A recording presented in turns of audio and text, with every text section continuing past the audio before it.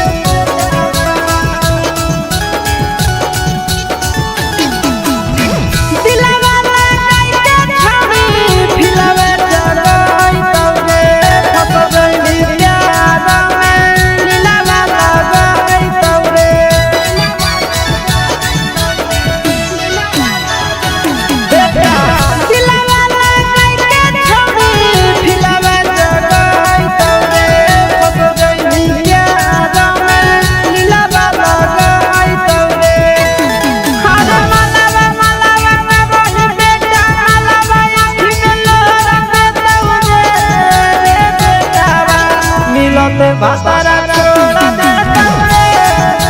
बेटावा मलावा मलावा बोली बेटा मलावा दिलावा तोड़ देता बेटावा मिलत भातारा छोड़ देता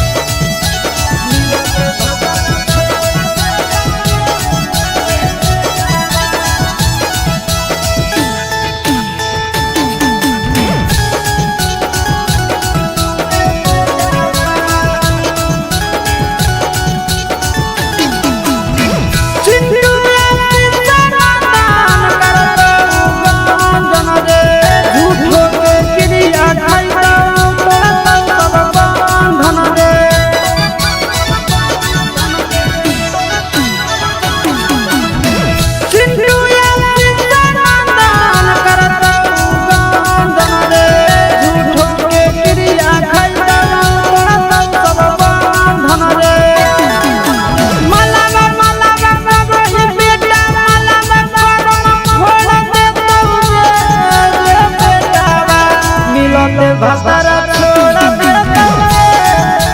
बेटावा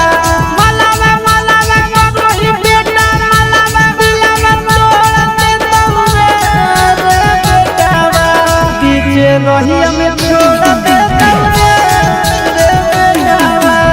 बेटा संभल जाओ नहीं तो बर्बादी होगा।